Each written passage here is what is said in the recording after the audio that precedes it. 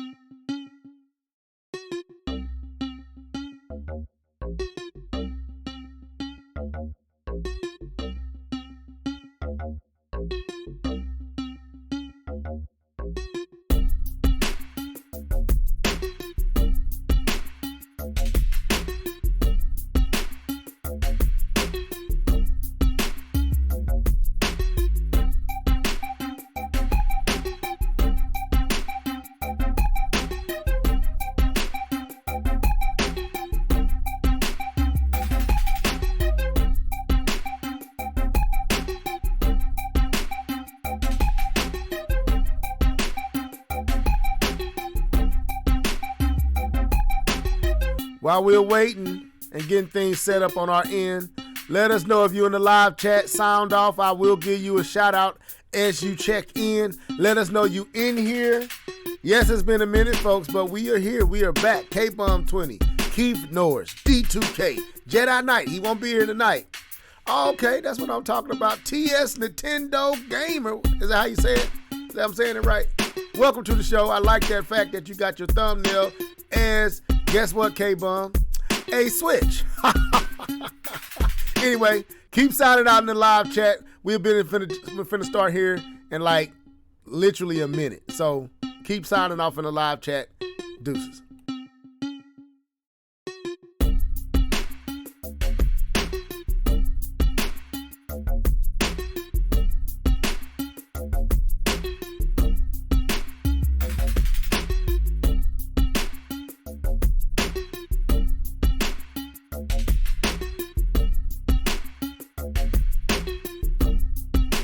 Thank you, bro. I was hoping I said it right. And yes, you are first.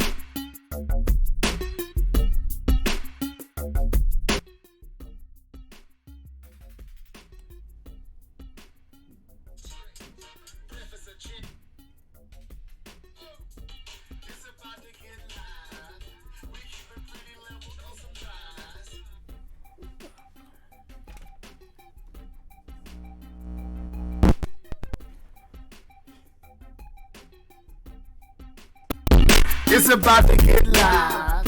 We keep it pretty level, no surprise. Come and listen to the topics busted. Yeah, check out our discussion. Keith Norris and D2K. K-Bump 20 on the MIC. Jet I Night all the way in Germany. Leveled head, you know who that boy is. But it say, live and level, live and level. We on that MIC. Live and level, live and level. We just talking them games. Live and level, live and level. Take a seat and listen up, man. Live and level, live and level. What's up, people? What's up? We are in the building. We are here. We are doing it live. Yes, we are here. And I hope y'all are enjoying yourself. What's good, K-Bump? What's good, K-Bump? What's crackin' bro? Up in this season for season. Been a little minute, but we here.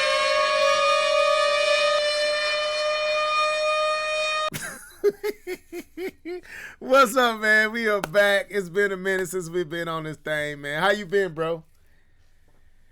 Good, man. I'm doing good, man. Enjoying life. I got Mr. Frosty down here. For sure. I ain't seen Mr. Frost in a good little minute, man. But no, I'm doing good, man. Just closed on my old house, man. Just closed on it. Oh, you got it? You sold it? Yeah, I just sold, man. I'm excited. Man. So y'all got a little income, so I can go to the bank and swipe, right? Nah, bro, this ain't how this gonna work.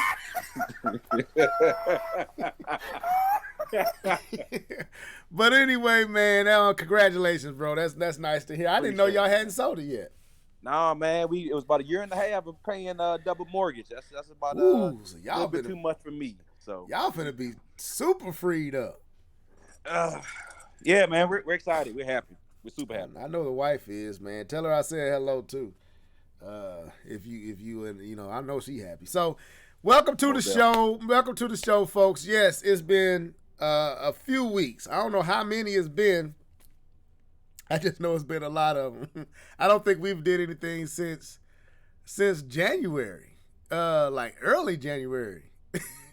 Yeah, so, bro. I think it's been a month, bro. Yeah, but what's going on? And D2K going to be on. We're trying to get him straight. I'm still trying to figure out why we can't hear him. Hopefully, I'm going to invite him again. Hold up. Let me see. But, man, the schedules, bro. Trying to do it on Sunday. Trying to make sure we can get up with Jedi Night. And, being in ministry like I am is kind of hard sometimes. And, I don't know. It's just been so hard. With my Sunday's been crazy. I'm pretty sure yours have.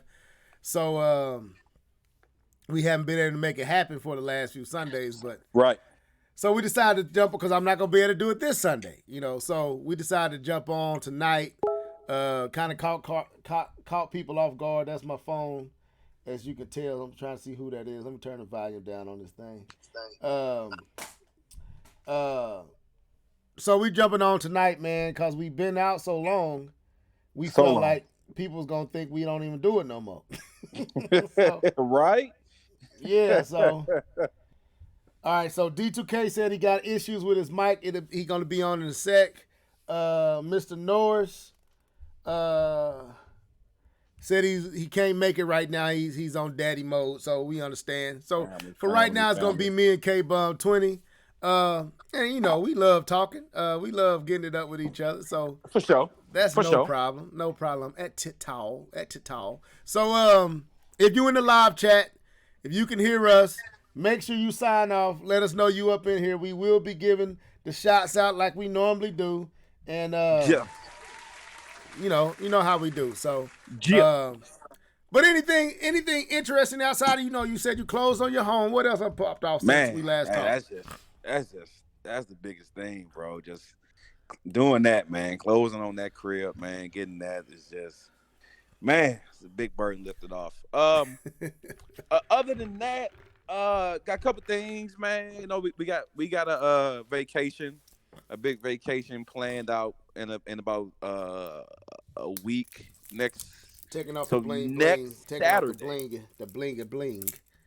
yeah, next Saturday, man, we got an international trip, man. We're gonna be traveling the globe again. So, Okay. just getting ready for that, man. I'm just pretty doggone excited. So, Are you gonna be seeing anybody while y'all over there, like meeting up with No, anybody?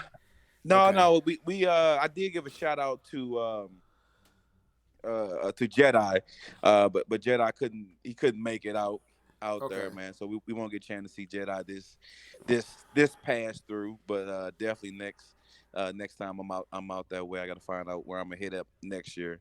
Because Okay. we do our little international thing every year, not once a year, but at least once a year we do a little international traveling, and every time we try to do that, we try to meet up with Jedi, because him and his wife, man, they cool peeps, bro. Okay, let me see this official shout out to TS Nintendo Gamer still in the building. He says I'm going to E3 this year. That's what's up, bro. Congratulations. Oh, congratulations, man. Hey, hold up, man. Can you get us some tickets? Send us some Bump tickets. that. I need a flight. I need a plane. Right. I don't need no Yeah, tickets. get us some tickets. Hold on, let me tell him, K-Bub. Get us some tickets. The hookup. Then get us a round trip. Anyway, man. With the podcast Congratulations live, on that. That's what's up. We almost, as a crew, several years back, me, K-Bum, and Mr. L Live almost went to E3 when we was hooked up with STFU and Play. I think STFU and Play.com. We was with them and Torrance Davis and John Shaw and all them. We almost had an opportunity to go out to E3 back when it was actually popping. Popping. You know, we gonna talk about that. You know, the whole Jeff Keighley situation.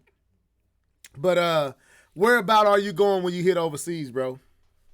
So we're flying out, man. We're gonna have a one night stay in Turkey, in Istanbul. Turkey. Istanbul, okay. Istanbul. We're gonna stay there for one night. Get a chance to see the city. And then we're flying out to Luxor, Egypt. We're gonna be out there for 2 days. Then we're flying to Cairo, Egypt. We're gonna be there for 2 days. So y'all going to see the pyramids? Yeah, the pyramids are in Giza. Yeah, that's what I'm saying. Yeah, Cairo. Giza is like it's in the outskirts of Cairo.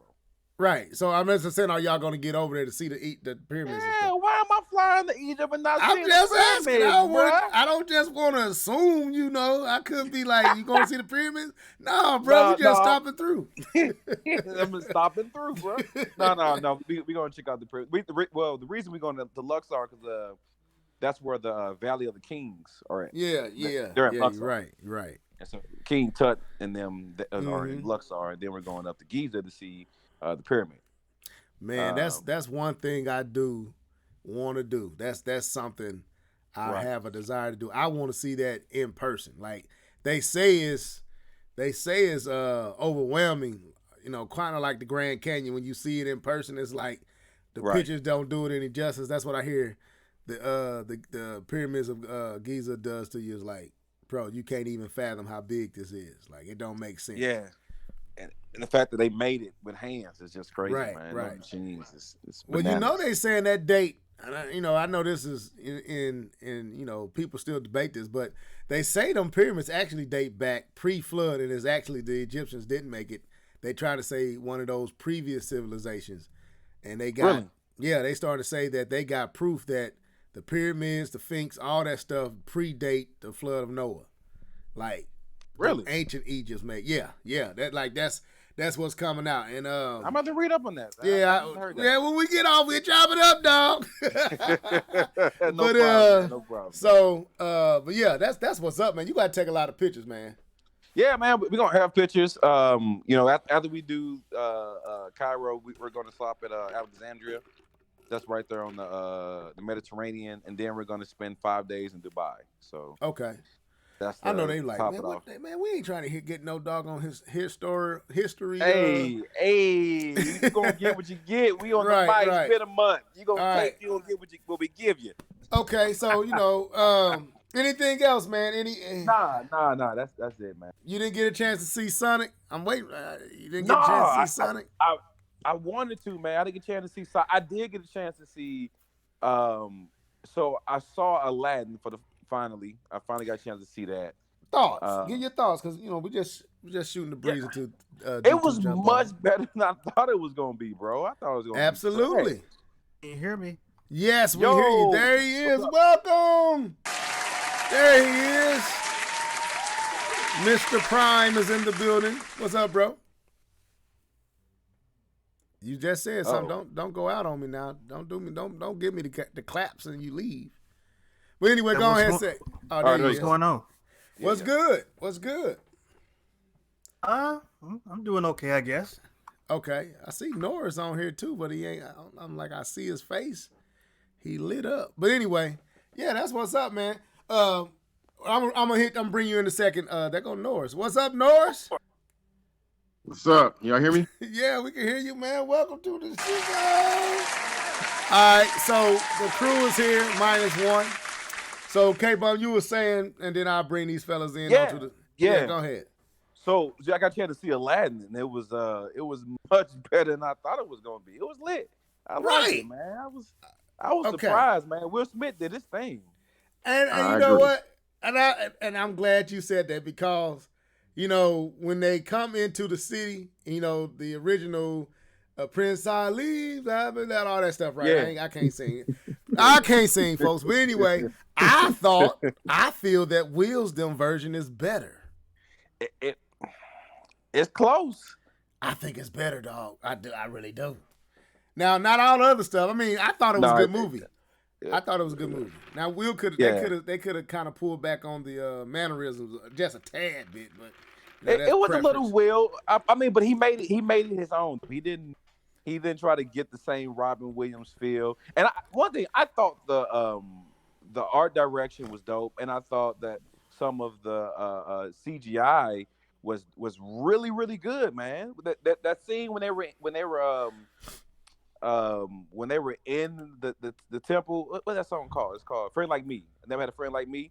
I thought that was the CGI on that was really dope, man. I thought they did an amazing job with that CGI. Let me send this shout out real quick. What's up, Dark Sun Rider? Welcome back, dude. Appreciate you liking us being back. We glad to know that you happy to hear us. But yeah, go ahead, K-Bum. Finish what you were saying. Yeah, no, that was it. Yeah, I seen that. That was dope. I did watch. I watched Gemini Man. I got a chance to watch that too. Haven't seen that yet. Don't spoil it. I heard it's trash though. So I saw Gemini Man. I'll just leave it at that. I started to watch the new the new Blade Runner. I tried to watch that with the wife, but we were like, "What the crap is going on?" And so we had to stop and watch the old Blade Runner, which is surprisingly boring. Both of them are boring. It was both of them are boring. I love too existential. Say that again. You use the word we might not know in layman terms, D2K. Dictionary time. Layman Sit down, terms, kids. bro. It's dictionary time. It's word too much of the day. Too much existentialism. It gets brooding after a while. I mean, you can have a couple of points here and there, but that movie, both of them are loaded with it. So you just kind of like, this is boring. Okay. Now you said existential, then you said brooding. So you're gonna have to D2.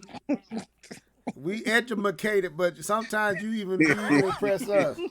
He be pulling them words. No, I know abuse. I got you on the Hey Siri. Hey Siri. So did you now I know y'all don't want to hear us talk about movies. But since three of us and we gonna get Sonic on out the way because we all say y'all go ahead. Except for K-Bum. I watched The Lion King, the remade, the live action version. Trash. So it's trash. it's trash, bro. It's so trash. right. It's trash. It was a waste. It was a waste of money, a waste of CGI, a waste of time, in my opinion. Some of these movies you just can't redo it. You can't. Lion King, it didn't do it. It didn't work for me. I don't know about y'all, but Disney Plus is giving the brother opportunity to really get into these movies, and that's trash to me. But Sonic, they should have tried something with that. Yeah, they just kept it the same. Yeah, they didn't. Yeah, they really didn't venture out too much. They kind of. I mean, it got some aspects that was cool. But what I think is missing with that movie is that because you're using real, or you're trying to make it look like real animals, you don't have the same level of expression with the characters than you did with the cartoon, and it's kind of a disconnect there. Right. Yeah, I agree with that.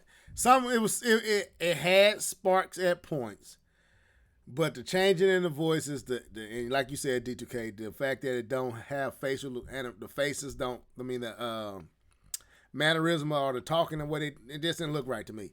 But Sonic, let's get Sonic out the way and then we get on what you've been gaming on.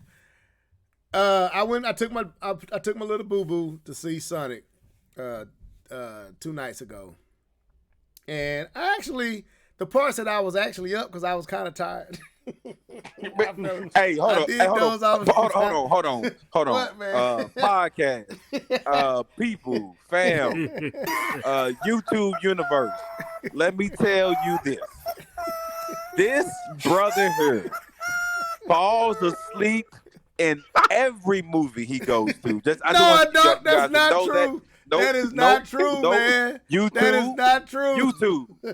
I want you to go back, rewind the tape, go find some old Live and Level, and listen to every time he describes a movie. He's gonna say, "I briefly or at some point fell asleep." I guarantee now you. Now let's explain. Look, check it out. I saw it firsthand. Yeah, okay. Yeah, I did fall asleep in Aquaman. Yes, I did. But how late was it when we went and saw it? Man, don't give me that. All right, so this is what happened. I have a busy schedule, people, as you could tell. We haven't been on here in a while. Most of the reason because of me. And my boo-boo wanted to go see the movie. I had a class that I had to go to. I left the class early to take my boo-boo to the movies. When I got there, I thought I was good until I ate that popcorn. And your brother dozed off quite a few times for that movie. So some of the movie I missed. But the parts I seen, they were so good. That's nothing. There was a woman behind me. I was watching the movie. There was a woman behind me knocked out. Like, he got the recliner seats. She was knocked out. I'm like, what is this extra sound in this movie? And I turned around. She was like there snoring. And I think her husband he was on his way out too. I was like, man, that's crazy. Now, hold up. Dark Sun Rider, how you gonna, don't be agreeing with K-Bum, man. But it is true. I have said several times. Thank you, bro. But okay, so let's scratch all that. All right, so, and some of y'all ain't signing off in this live chat, so let me know if you're in here, if you're listening. So, I'm going to throw it to D2. Then I'm coming to you, Keith. What was your verdict on Sonic? It's making all kind of money. It's doing good. So, we know we're getting to part 2. So, what was your verdict, though? I enjoyed it. a lot. I might actually go check it out again because it was that good. Okay. I was going to go see it on... What? Oh, okay. I was going to go see it last Friday, but it was really crowded in there. So I said, yeah. I saw it last Saturday. It was still pretty packed in there, but it wasn't super packed. I can say is that if you are a Sonic fan, movie it is very, you can tell that fans of Sonic made this movie because it felt like a love letter to Sonic fans because everything about the movie was spot on the way it should have been if you were to take Sonic out of the games and put him into a movie. Okay. There was nothing in there where I saw was like, I mean, there was nothing like that. I mean, it's not going to be 100% one-to-one, but it was as close as you're going to get in transporting a movie or video game idea into the movies. All the video game movies that have come before it, this one hit the nail right on so many different areas. If you don't know anything about Sonic at all, you never heard a character, but you just want to take your kids out to see a nice, cool movie, it works in that aspect as well. Um, I was very excited about a lot of the Easter eggs that were in the movie, which I won't talk about because everybody has seen it, but it's just everything worked in that movie. And the things that I were really concerned about turned out to be, unfounded, you know, my it just turned out to be not the I don't even know how to, I don't even know how to put it. It's like my concerns were unfounded. That's what I'm trying to say for the people. Okay. Uh, like Jim Carrey, I'm not the biggest Jim Carrey fan in the world. Boy, was he perfect for this movie. I mean, I don't think another human being could have pulled off playing Dr. Robotnik. Guy's like a real life cartoon character in the first Right. place.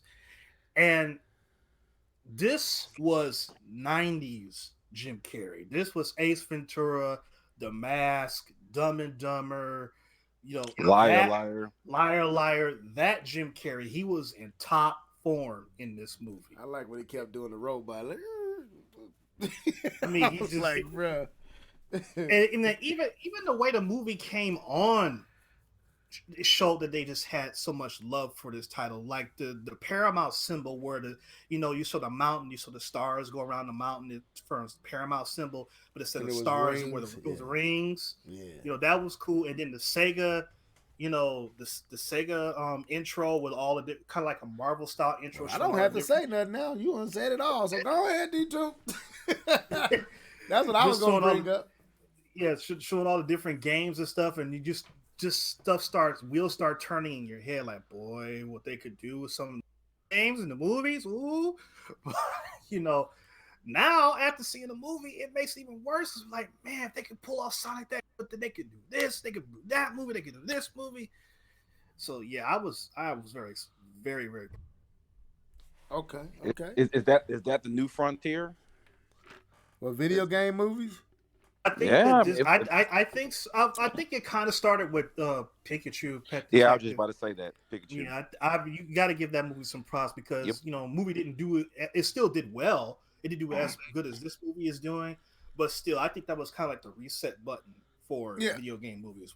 Yeah, I'll bring Keith in here, but yeah, Pokemon did good, but Sonic is outpacing Pokemon right now. It's doing better than Pokemon did. So, but yeah, go ahead, Keith. What's your thoughts? Man, I want to know more about that beginning scene when he was little Sonic. Like, they created like a backstory that I didn't even know about with Sonic, and it's like, man, let's explore that. I thought the movie was fantastic. Of course, it's definitely a kids movie, but I mean, if you grew up in the '90s, grew up with Sonic, you're gonna know the character, you're gonna know the attitude, you're gonna know the smart aleck. You know what? I just thought about something. I wonder is that all just fast characters that just got that smart aleck mouth. Anyways, you know what? You can sit here and think about it. Yeah, Flash is like that too. You're right. Flash and the dude in Marvel sort of universe is cocky. Yeah. Later on. But yeah, I think they did a pretty good job. I think they had a happy medium with the reconstruction of the character from that monstrosity to what he turned out to be. I mean, it wasn't right. It wasn't 1-to-1 with the games, but it was still good enough and close enough that it was recognizable. I think the dude who did Sonny's voice, I thought he did a pretty good job. He wasn't over the top. It wasn't annoying like I thought it was going to be. It was pretty good. And they didn't make Sonic invincible, and I'm glad they didn't do that. For whenever y'all go see the movie, he wasn't invincible. He was a character who had flaws and could get hurt, but he was still Sonic at the end of the day. Yeah. So I like that aspect of it. So I know it was a kids movie, but I mean the dude was married to Tika something, and they didn't have the chemistry that I thought that they could have had. I know it wasn't about them, but I was watching like, man, that's Tika something. It was just weird, but Yeah, I didn't think the couple. Yeah, they didn't. You could tell they kind of forced. The anyway, they ain't going to go in there, but yeah, I agree. It didn't work. It didn't work, but it didn't her distract sister either was because you wasn't there hilarious. for that, huh? I said her sister was hilarious. Yeah, the sister was funny. But yeah, Who was that's I about feeling? it. I like I like the dude that worked at the cop station. Oh yeah. I thought he was funny. Overall, I thought the movie was cool. The parts that I was actually up for, I thought they was pretty cool. I enjoyed them, and yeah, I really woke up around the last 45 minutes. I was glued to that, but the first about 45, I was in and out. Man, I'll be honest, I woke up and like, wait, what just happened? Sonic stopping bullets. What? Oh man, I missed the part. So, but no, it was cool. My daughter enjoyed it. She came home telling her mom and I did not know, man, my daughter is basically me. She knew all the characters. She knew all. I was like, wow, this girl really know this stuff. So, but that was even more enjoyable. So when when it come out on Blu-ray, of course I'm gonna get it and hopefully I stay up for it then. But what I seen, I enjoyed. So let's do this, man. We rambled on. We all here. So let's go into our next point. Yeah. You know what time it is. It's time for What Have You Been Gaming On? Sing it, folks. Let's go. Let's go. Hey. What you been gaming on? What you been gaming on? What you been gaming on? What you been gaming on? What you been gaming on? What you been gaming on? Gaming on, gaming on, gaming on.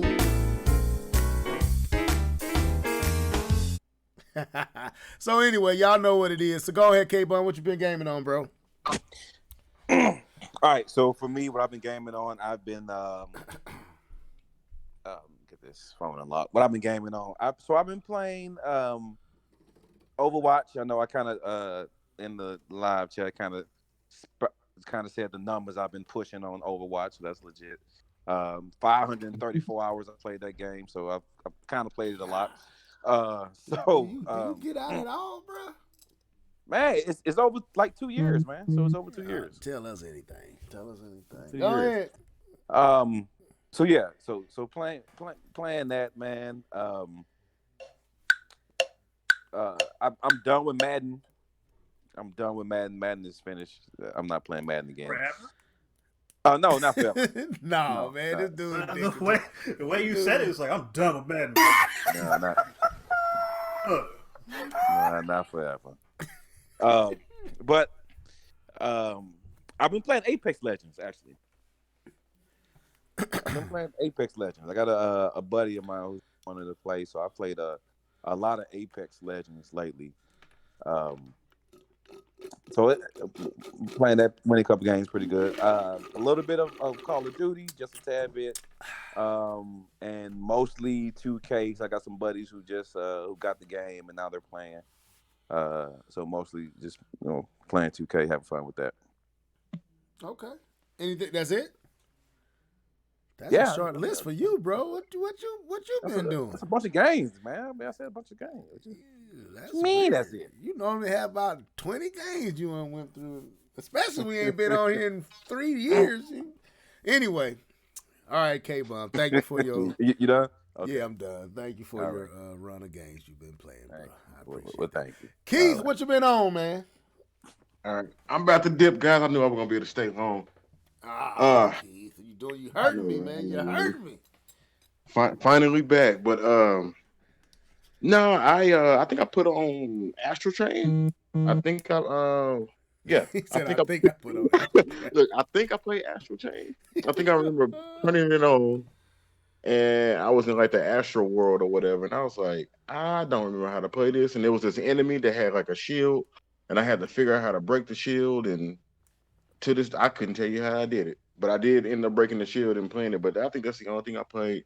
I watched my son play Mario Odyssey, So that's about it. Oh, I take it back. I played a little bit of Mario Kart Tour. Is that what it's called? On the mobile. Yeah, Yeah, it's tour. it actually worked. Now, how does it I, control? it control honestly it can kind of controls like the game, the actual game. Once you figure out where to put your finger.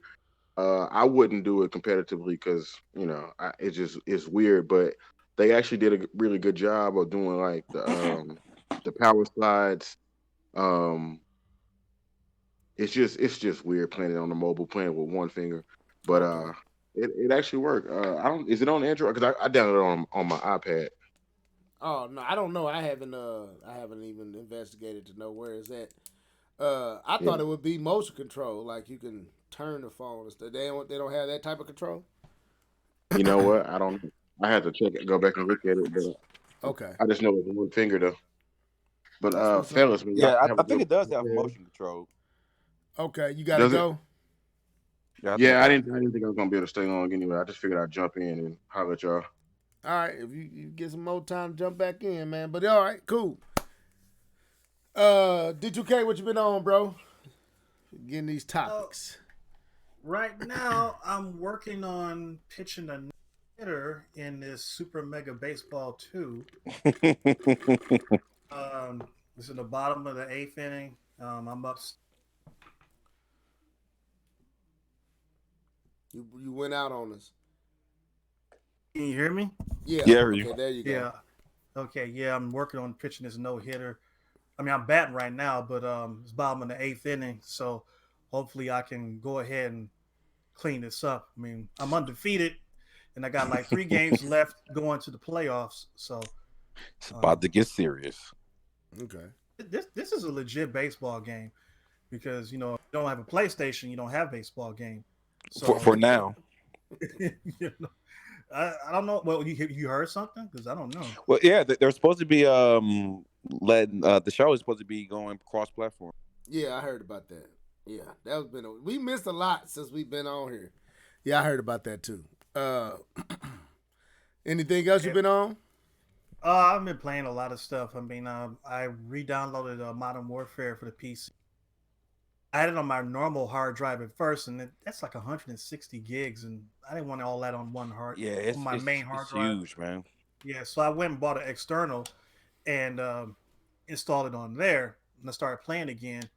And right now, I'm at a level. I'm not sure how far I am to the campaign, but basically, we're in this complex, and I'm trying to get like a key card that's going to open up a certain area, and we basically hacked into the security system of this building, and the people that are the bad guys, whatever, they got everybody pinned down. They basically just busting people's heads left and right. That's pretty gruesome. But there's a woman that has a key card, and what you have to do is that you have to use the security cameras to be able to walk her through and get all the way out without being seen. Mm-hmm. And that's where I left off in the game. So that game is just, it's intense. I mean, you really have to set aside some time for that because you can't just casually play it because it's so intense. Okay. All right. Anything else? Of course, my regulars like Slime Rancher, Halo Wars, is my go-to games. Okay. Who did I play though? Okay. You still there? So I can't think of anything new that I played though. Okay. Well, as for me, only thing I actually played, I attempted to play, I say. I haven't really got a chance to really get in some gaming because of my schedule lately. But I tried to, I had an itch to go back to Mario and Rabbids, and I tried to play it. And, man, I forgot how nice looking that game is. That's a nice looking game. And it's a fun game. I'm just at a spot where I haven't figured out how to approach it to where I got enough moves to beat it, if that makes sense. That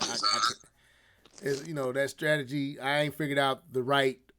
I might need to power up my characters to get past the part I'm on. But I played that. I'm still playing Luigi's Mansion. I still haven't finished that. I don't know why. I get into it and then I end up stopping. I need to finish that, and that's been about it for me. I haven't played much. So, with that being said, let's go ahead and get into these topics, man. We talked y'all ear off for 40 minutes now. So, let's go into the topic. So, we have missed a lot. I'm getting a lot of feedback. I don't know who line I'm getting it on. Hello? All right. Okay, there it's gone. It's been a minute since we actually been on here, so we missed a lot. The situation with Phil Spencer and him talking about the fact that they won't have. I think we kind of touched on that, but there's some other stuff that Phil Spencer said that we need to hit on. No. I don't think we did touch on that with the whole no first party for the Xbox Series X. Got it. So we also got to talk about this information that's kind of saying, you know, that the PlayStation 5 and the Xbox Series X will not be cheap. So the question is, how much is too much for next gen? We'll talk about that. Jeff Keighley walks out on E3. We want to talk and discuss why. The Animal Crossing Direct was today. I'm just going to be honest. I'm not an Animal Crossing guy. We can touch on it, but I don't have much. So that's all you got, huh? That's really it on Animal Crossing. I tried to watch it. I'm just saying that, you know, the Nintendo fans have been begging for a Direct for almost a month and a half. That ain't the Direct I want. I'm sorry. I mean, I'm still D2K. I'm still begging for a Direct. That ain't the Direct I want, man. I tried to watch it.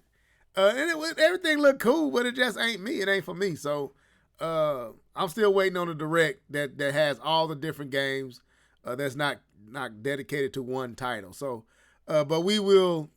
I didn't watch the Direct, so I might not talk about Animal Crossing. I'm really not into Animal Crossing. So, if you're here for that, you probably won't hear much of that from me. So we probably talk about these other topics a little bit more.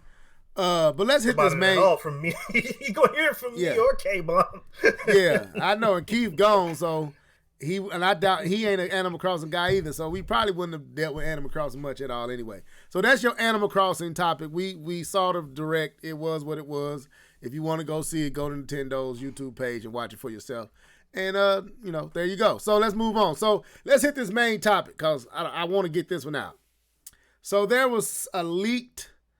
Now, not a leak, but there was an article, I forgot who it was from, where they were discussing the fact that Sony, and I guess Microsoft as well, and I think more so is dealing with Sony, is having a hard time with trying to find the right price point, for the PlayStation 5 because of the advanced parts that's going to be in it, the fact that I think some of this stuff is actually, it's like new. It's off the shelf, but it's new stuff. This is not old tech. This would be very much a leap from, the last, and I'll let D2K kind of go deeper in this because he's a PC guy, so he didn't know what I'm talking about. But because the parts they're using with the solid state, with the graphics card they're using, and the CPU in there and all the stuff that they're doing, they're having a hard time finding a price point that will be, I guess, friendly to consumers, yet not breaking the bank so much. Because, they always sell these systems at a loss, but you don't want to be selling a $600-700 system for $299 or $399. Like you can't be losing $200-300 on the system. So they trying to find that sweet spot, and we know that Microsoft supposedly is working on 2 different systems, different SKUs. One that's going to be all the bells and whistle, which is the Xbox Series X, and then they got the Xbox. What they call that? What's that other Xbox?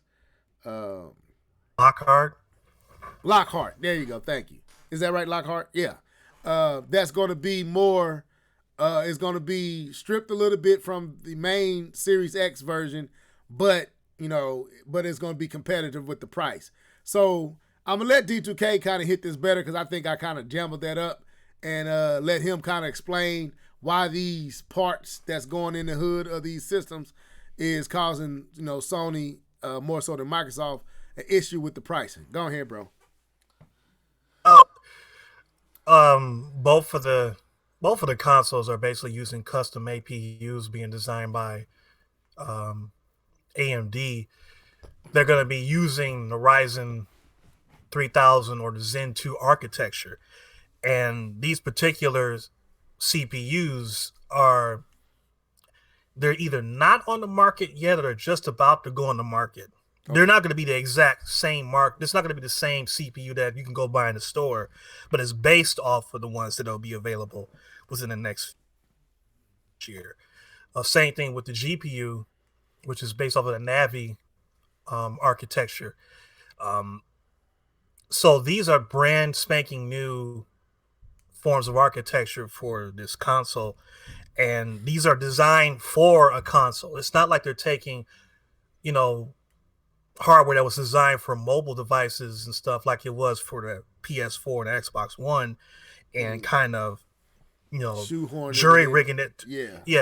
Jury rigging it to run as a console. These were designed for a console, so it's going to have that same kind of beef and strength and power that the 360 and the PS3 had. Then you have the GDDR6 RAM that's going into the console as well, which is also a newer type thing. So everything in there is new. Everything is designed, it's customized. So it's going to be very pricey to do stuff like that. And I think that because they took such a beating last gen, not this current one, not the 8th, but the 7th, they had to go cheap last time. Now both of them are in a better financial situation, so they can say, well, we can splurge a little bit and go swing for the fences and have the most powerful console that we can make within reason. And Microsoft, because they got all the money, they say, well, we just going to make the most powerful console that can be made, period. And we don't care if we take a loss on it. Because it's pretty obvious, because if you look at the specs of the Series X, I mean, it's pretty nasty.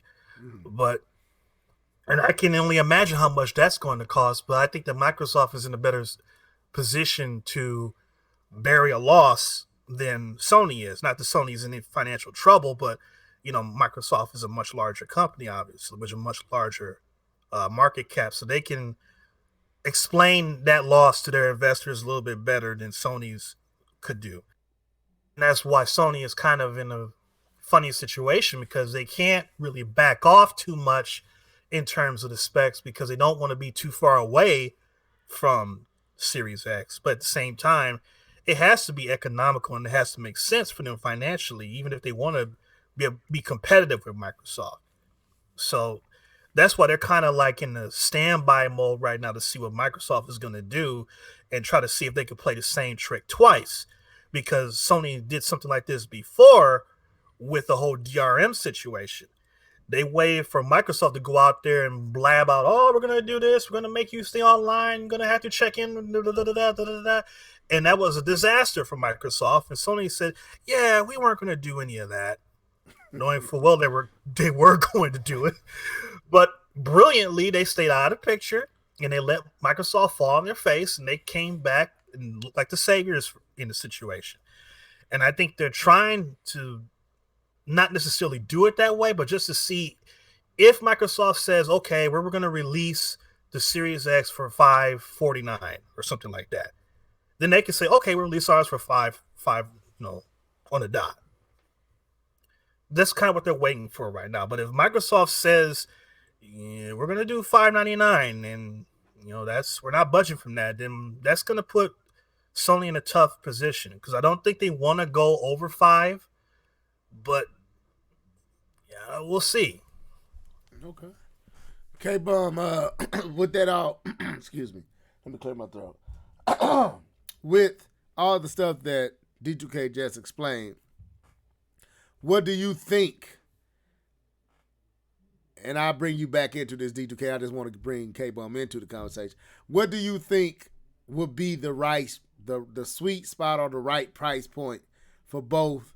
And let's do this. Let's look at the PlayStation PlayStation 5 and the Xbox Series X as around the same power level. You know, like we know that they got the one that's going to be, Microsoft got the system is going to be a little bit weaker than the Series X, but we think the PlayStation 5 is going to strive to be around that Series X power level. What do you think will be the ideal price point to where Sony can sell it to relatively priced well enough to where they're not losing too much on it or losing anything at all? Because I know with the PlayStation 4, they wasn't losing near as much as they normally did. Matter of fact, I think they came to where they was making actually profit off of it fairly quickly. So what do you think they need the price of that based on what D2K was saying? K-Bomb, are you there? Is K-Bomb gone? Oh, my bad. I was on mute. Apologize. Okay. Oh, sleep. No, I muted 'cause I was doing something else. Okay. The question is, what do I want on the price of that, or what do I? Okay, that's cool. What would you? Okay, let's set it two ways. Where do you think Sony and Microsoft need to price it at to not lose too much, and where do you feel like is ideal for you and consumers? So you can actually answer three different ways. What I think they're going to price it at, the price I kind of think they're going to shoot for. I think $499 is just is the price. I mean, I think that's going to be the price. It's $499. Looking at the piece of saying how much of them talking about how much it's actually going to cost to do it. I know they talked about how it's going to be, $450. I think is the price that is there right now that it could cost to spend. So I'm kind of seeing them around that same price of being able having to put it. So I think $499 would be a good price, so they're not losing money in the same aspect. But I mean, I would love them to be able to get to like $450. A price point. I mean, I would prefer $399 because I think that's a good price for the next gen console. But on a good day, I'm hoping at least about no higher than $499. That's what you're saying. $449 is what I'm hoping they can get to. Okay, $449. $449 is what I'm hoping they can get to. Okay. $450. Doubt it, but that's what I'm thinking. That's what I'm hoping. D2, where do you feel like they need to like the same way I asked K-Bum, like where would you want it?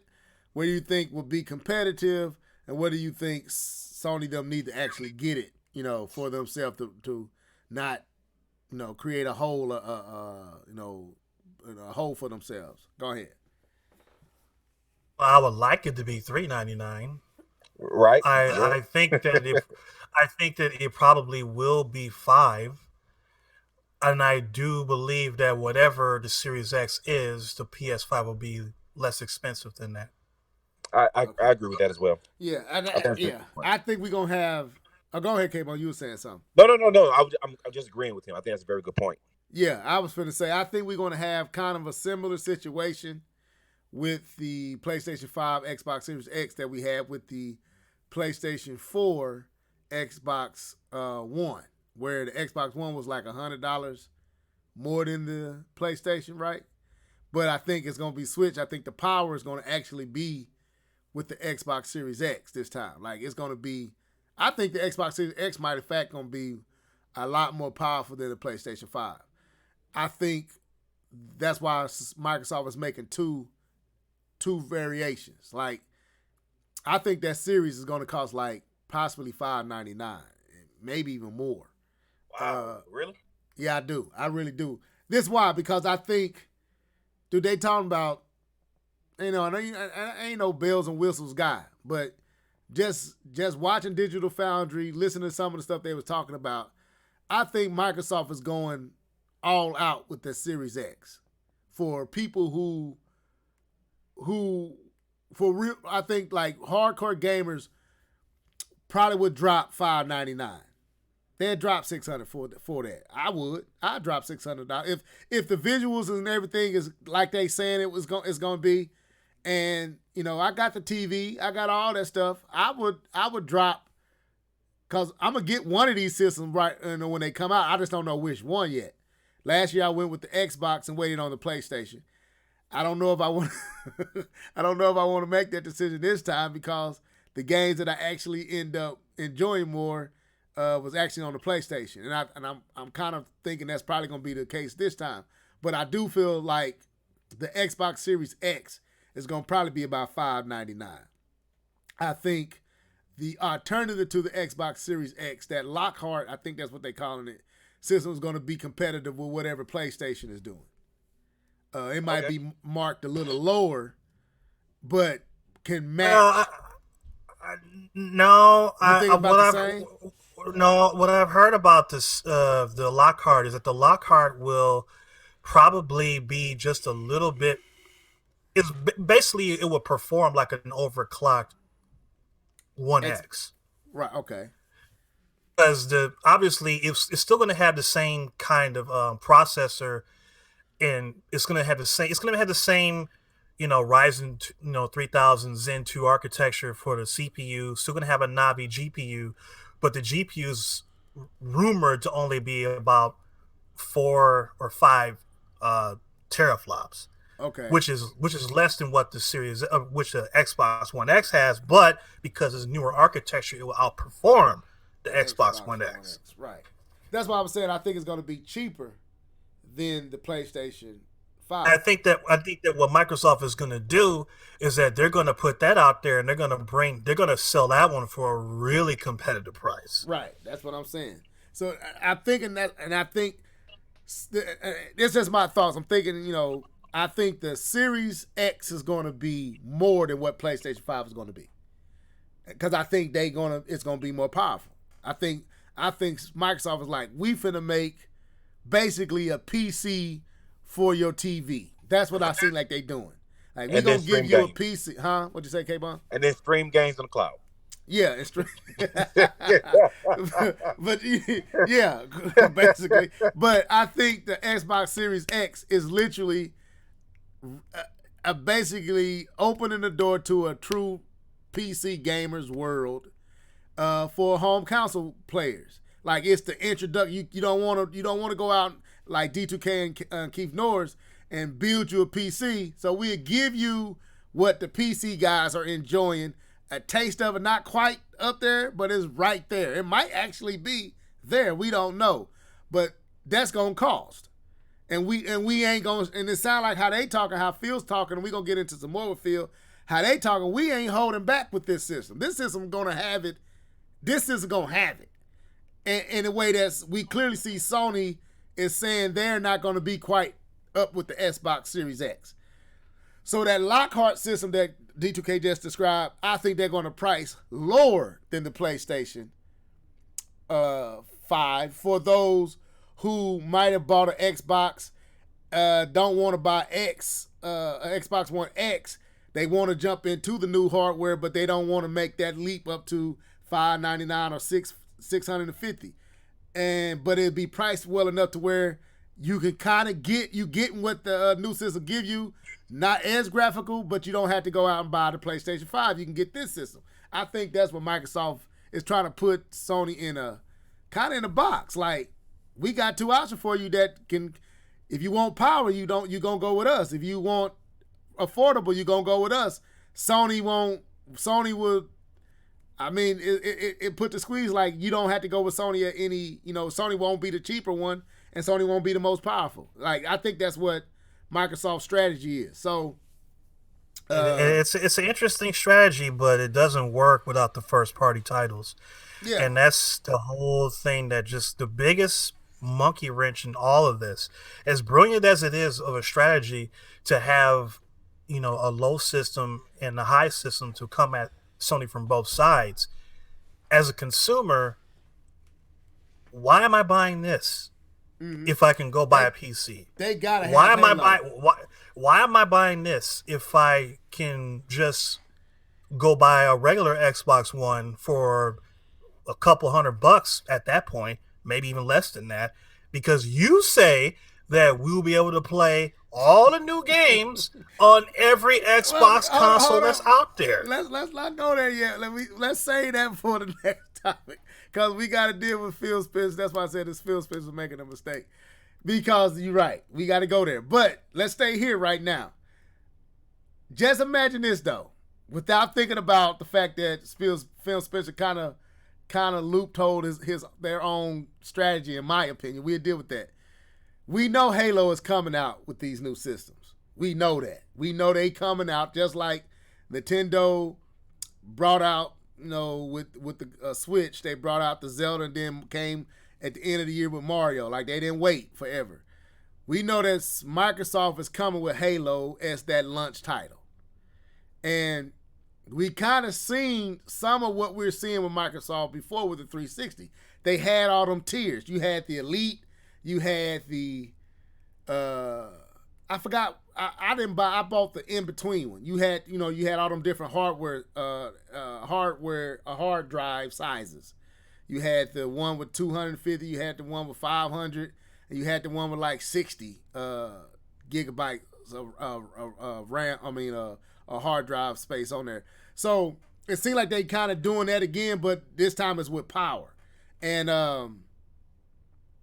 if they come out with that Halo, and that Halo really is pushing that Series X, like pushing all that power under that hood, that might be enough to win folks over to wanting to jump up to that system. What do you think about that? Before we get into the mistake stuff, any one of y'all, it don't matter who jumps in. Go ahead, bro. Go ahead, Leticia. I don't know who talking. Okay. Well, I mean, I can agree that it just seems completely ridiculous that they would launch a new console without Halo. I can't.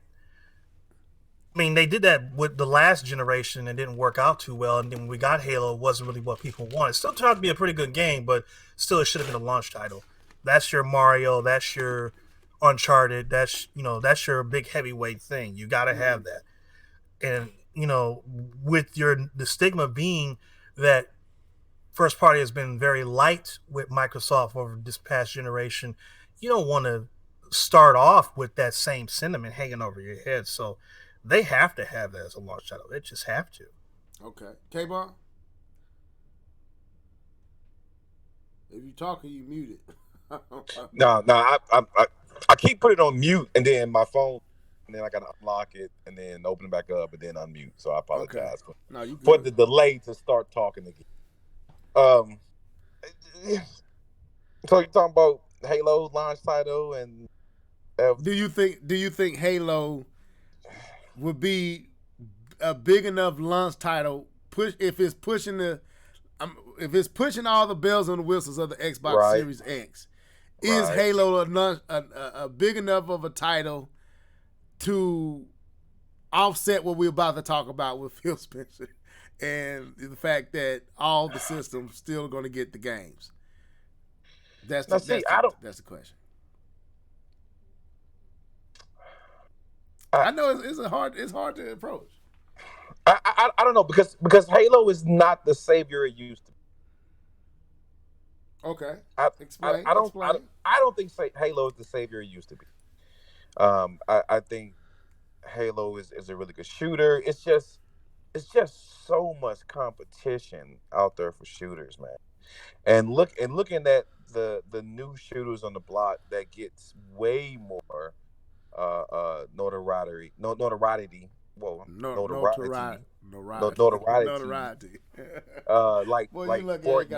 Fortnite. You say what?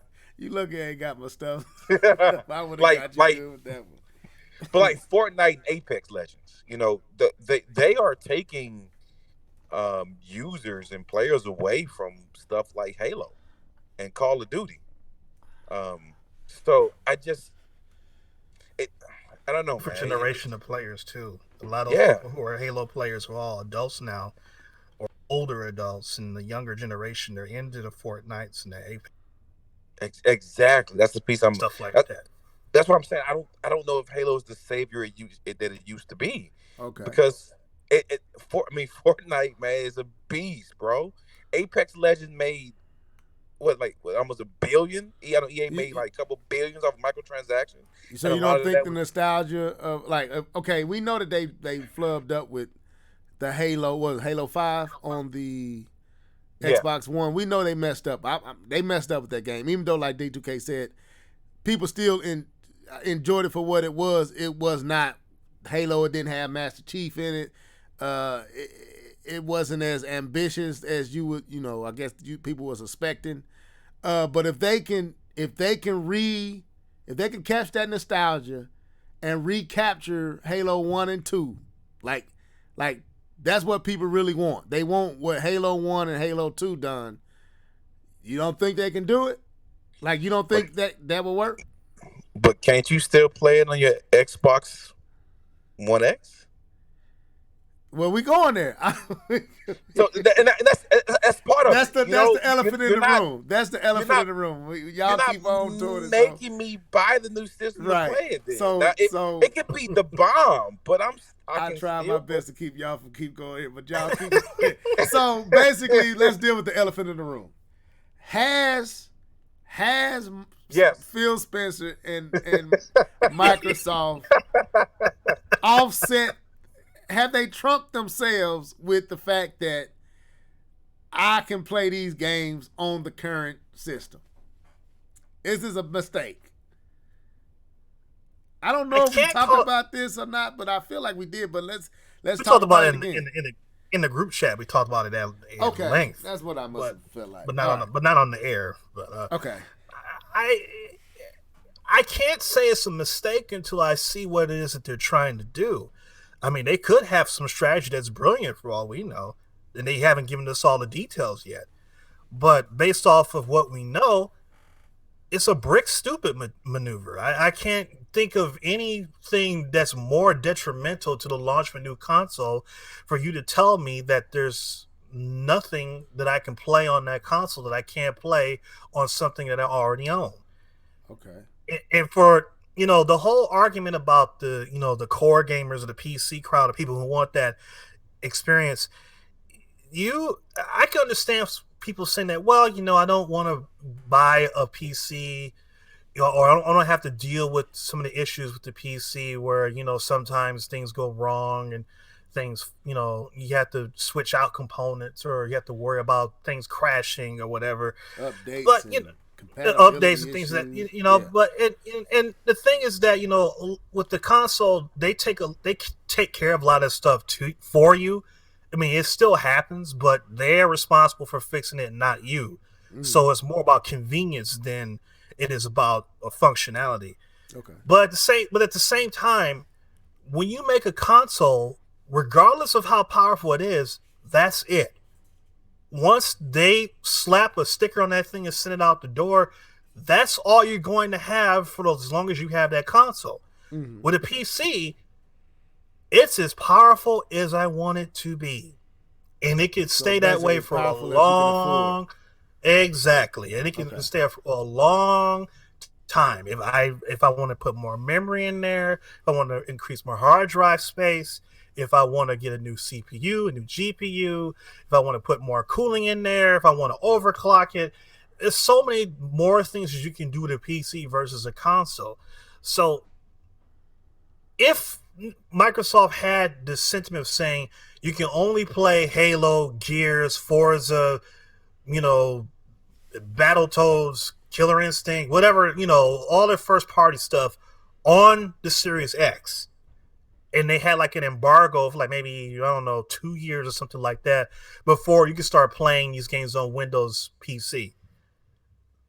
Okay, I can see that.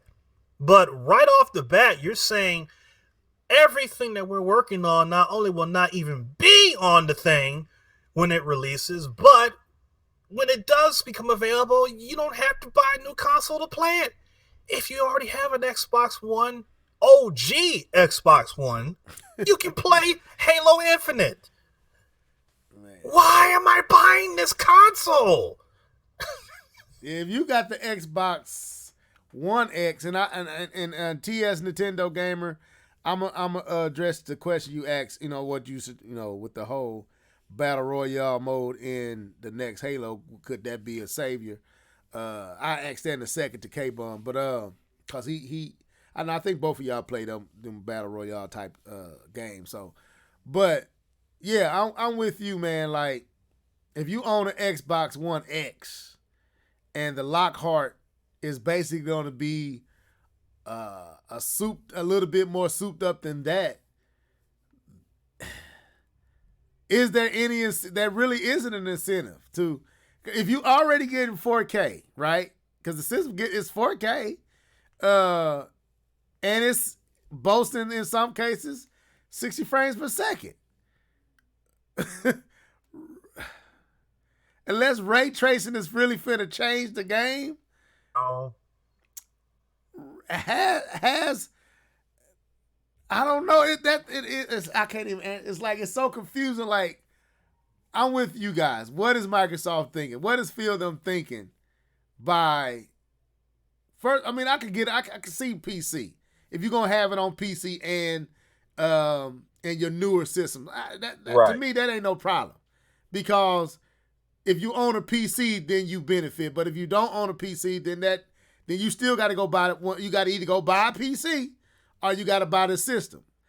But by opening up the doors to the older systems, it seems like it's almost like DRM again. It's like, bro, you opening the door for Sony to whoop y'all up again.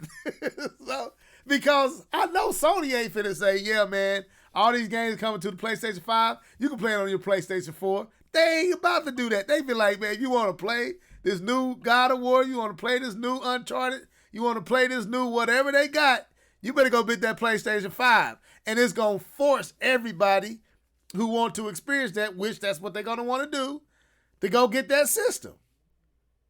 Now, playing up is cool. Like if I could play my PlayStation 4 games on my PlayStation 5. To me, that's smart. That's what Nintendo was doing for a long time.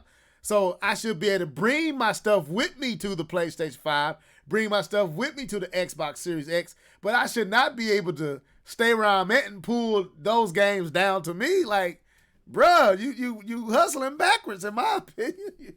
You hustling. I don't know. The only thing that makes a lick of sense in all of this is if Microsoft has basically said that we are about the brand rather than the console.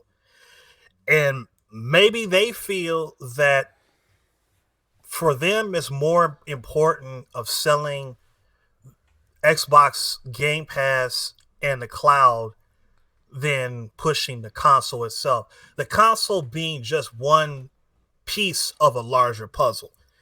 Just being another device that you can use, but their ultimate game plan is the ability to play Xbox titles on any device that you own. Just a quick interjection. Or this is just temporary. Being able to play these games on all the systems might just be temporary, and they just ain't saying it. Because that could be a really bad. I know, but just hear me out. I think the problem is, and we was all saying this when we heard about the Pro and the Xbox Series and Xbox One X. We were saying, okay, if you're doing this mid-tier bump, what is that gonna do? Because we was already hearing rumors about a new PlayStation. We knew a new PlayStation 5 was coming. But we got the PlayStation 4, and then in Microsoft case, they came literally a year later with their Xbox Series X. I mean, the Xbox One X. So literally the Xbox One X, which was basically a new console, if we be freaking real about it. Xbox One X was a new console. Unlike the PlayStation 4 Pro, which was the Pro bumped up, the Xbox One X was a new console. And so they got this new console that they trying to kind of mask behind like the Pro, but it was more than the Pro. And now you coming out with a brand new system literally a year and a half later. I think they like trying to scave off any criticism of the folks who jumped out and bought that Xbox One X. And could be lying us and saying, you can play our games everywhere, but then down the road, well, this game is too much to run on the older systems. Once it gets going, they tired of supporting that system. Like, look, if the developers didn't want to hold back, so you won't be able to run this game on this system no more.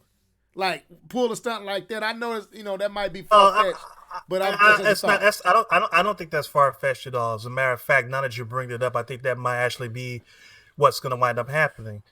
I can definitely see that at some point they say, yeah, maybe this is just Microsoft's way of just getting cheap hits.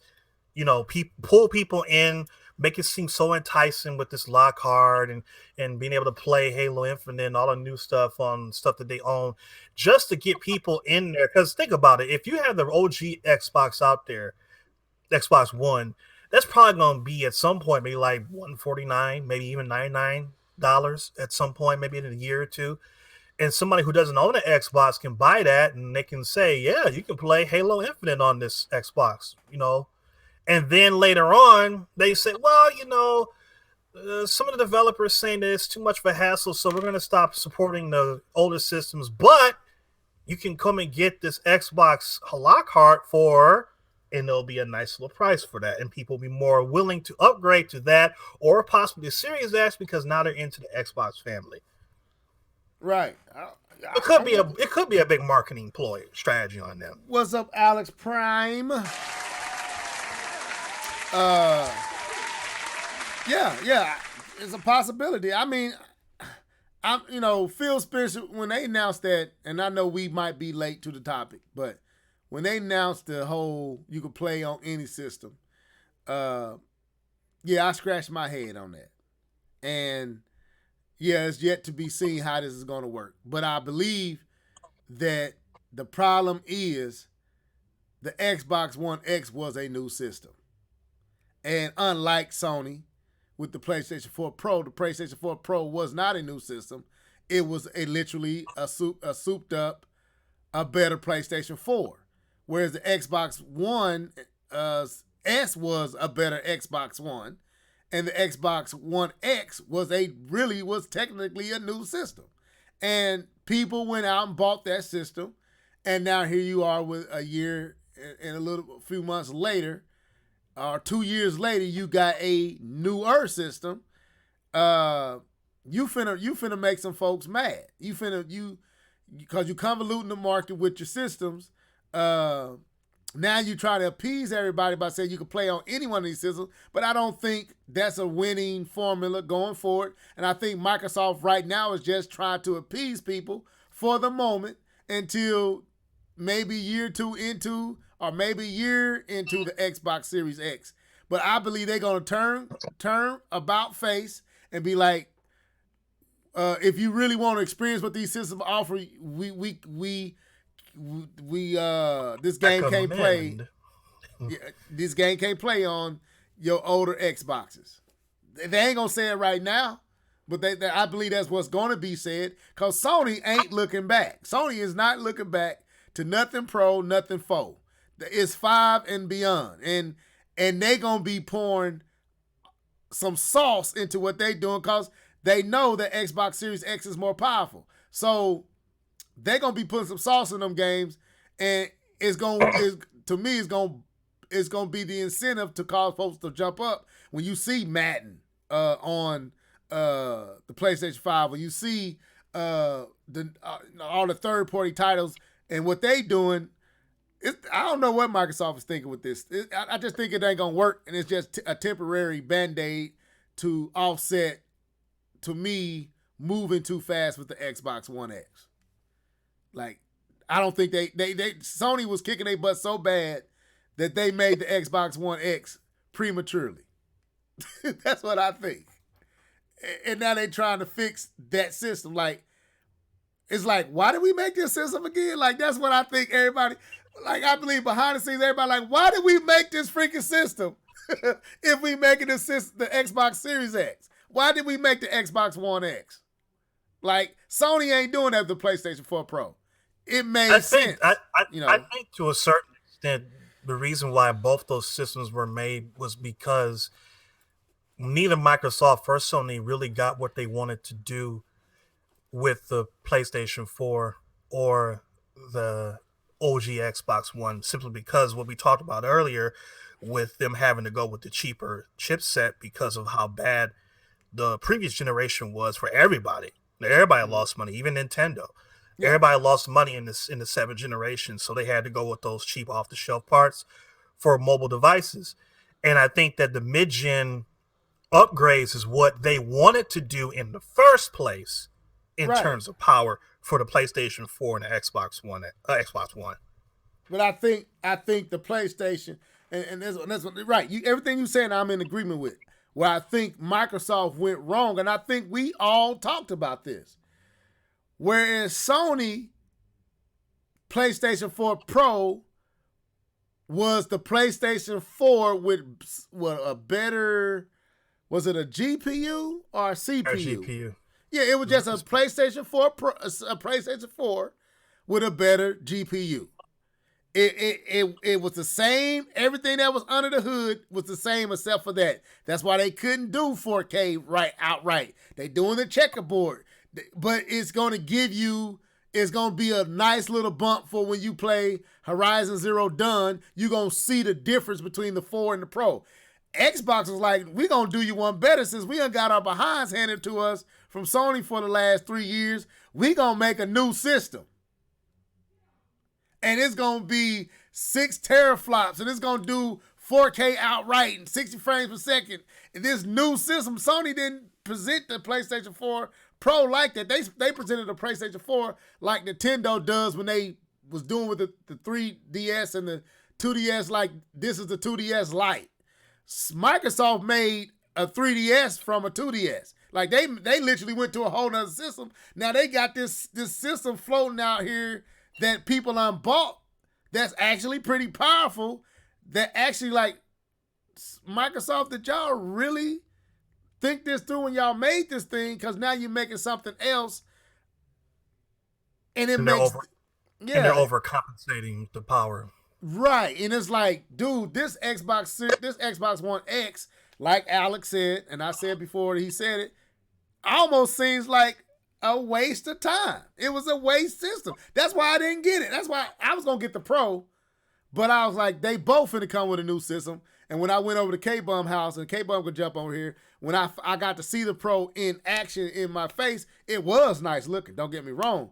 But I was like, I'm going to wait. I'm going to wait because both these systems come with something new. And that, even though the Xbox One X looked dope as a mug to me, I'm not finna go pay $499 when I know in about another year and a half, your new system finna be out here.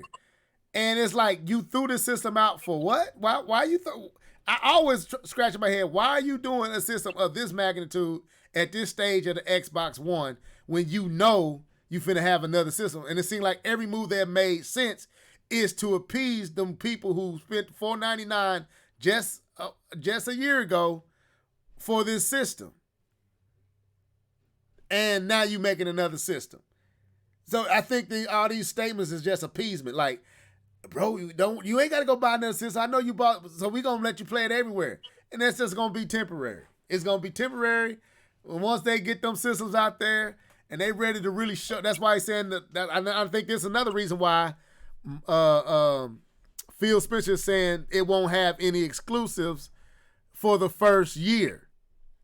Like, you really trying to, you're trying to put some distance between this system and that Xbox One X. So maybe 2 years into this system being out, they gonna cut support for the Xbox One stuff. That's gonna be cut. It's like, if you want to experience us, you got to get the Xbox Series stuff. That's what I believe they're gonna do. K-Bomb, anybody. I don't care who jump in, but we could jump into this Jeff Keighley stuff and get out of here. I really think because okay, what D2K said. D2K did a pretty good job of explaining this alternative reality. No, I mean, it's real. It's just how you framed it, man. It's how you framed it. Of saying that, Microsoft could be thinking, about just content. They just want to get the stuff in people's hands, no matter where it's at, no matter, what system it's on. That reality. If that's your goal, then you don't go around screaming about how you created the most powerful console ever. Like, why create the most powerful console ever if you're just about content? If you just want to, put your games everywhere and get your stuff played everywhere. There's no need to have the most powerful system ever. You just need a good system that can play these games and sell more Game Pass. So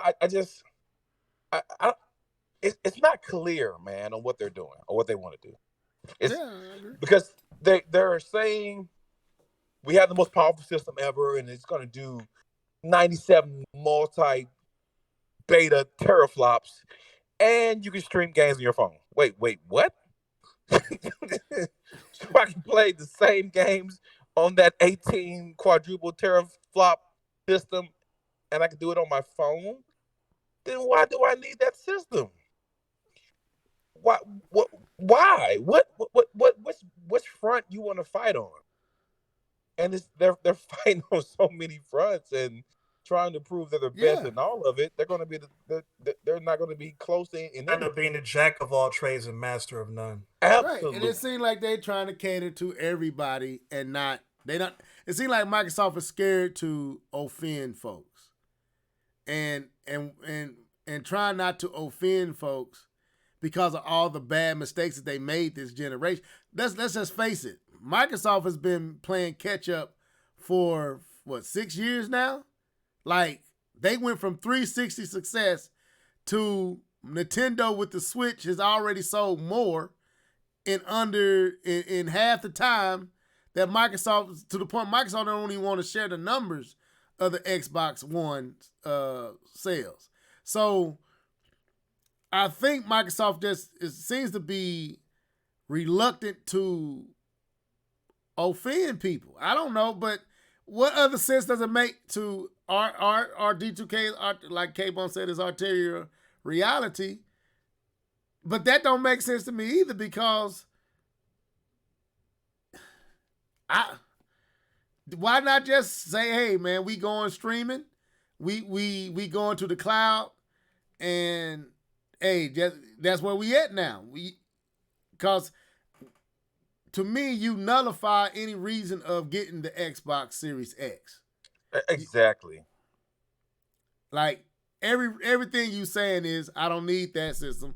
I can just stick what I got, because if the cloud is what it is, then the cloud is going to handle the bells and the whistles, so I don't need the Xbox Series X for those bells and those whistles. So I don't know. The Xbox, I don't know. I'm excited about the Xbox Series X, but at the same time, I'm more excited about the PlayStation 4 because I know whatever is being done there, that's the only place I can enjoy it. That's it. If you don't get that, you can't get what Sony has next. And I think that's what Microsoft is messing up. Like, you giving me too many options, then I don't want none of your options, because I want something new, but you ain't giving me no reason to buy your new stuff because I can play it right here. If I ain't got to convince the wife that I need to spend $600, guess what? I ain't. You know what I'm saying? I fight a battle. I get the PlayStation 5 and fight that battle, because I can still enjoy whatever Microsoft is going to give me on the OG Xbox One. So it is kind of just convoluted. Yeah, it makes no sense to me. And kind of what Alex is saying, they bought all these studios, And we expected them to buy these studios so they can have a monster or punchy lineup when the new system comes out. And then you tell me, oh no, you can play those games on your old system. What? What for? Why you do this? Why you do this, Microsoft? Shouts out to you, Trigger Man. Welcome to the show. Go ahead, K-Bum. I don't understand, man. They do know gamers are cheap, right? Like gamers like to spend money when they have to, but if a gamer can be cheap, he will. And you know, if I can get a similar experience, you know, then what for? I just play your Halo on my phone then. And K-Bum, to prove your point, the Switch is proving that. People, now that them games showing up on the Switch, Witcher, and they willing to play it on a system that's not giving them all the bells and whistles, but they can play it there, so they playing it there. So right. You got a point. Microsoft got to get they got to get their messaging again. They got to figure out what they for. I think they've been so shell shocked by this gen that, and they got enough money to where they ain't hurting because Xbox is not their money maker. That's another thing that like D2K hit on that I didn't think about. Where Sony and Nintendo can't play games as much as Microsoft can. Like, they can play all these games because they making enough money elsewhere to where they can offset whatever they losing with the Xbox. Whereas Sony and Nintendo, even more so, can't play those type of games. So they got to be intentional about whatever they doing. All their moves got to make sense. The PlayStation 4 Pro, when you look back on it, it made sense because they can get it out faster in a time where they needed something to renew the interest of their fan base. The people that bought, and it did. People went out immediately. It was priced good. It was a good price, $399. You can go out here and you can get some that can and take advantage of them 4K TVs. So not only did they sell PlayStation 4 Pros, they sold 4K TVs, and then to 3 or 4 million people they sold PlayStation VR. Microsoft, they was getting in people's pockets three ways. Right. In their pockets for the TV, right, for the VR, and for the console. Right, because they had a solid message. Microsoft, on the other hand, has been playing react. Oh, Sony gonna come with a Pro. We come with an Xbox One X. It's gonna have 16 teraflops. And it's gonna be great. Oh, get it. You need to get this. We still here, remember? We still here. That's what they was doing. We still here, guys. Don't forget about us. We still over here. We got the most powerful system now. We more powerful than the PlayStation 4 now. We more powerful than the Pro. Now you got to make a whole nother system because this gen has to end. Now what do you do?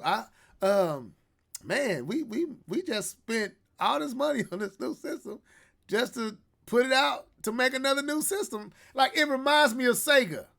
What Sega did with, I'm just being real.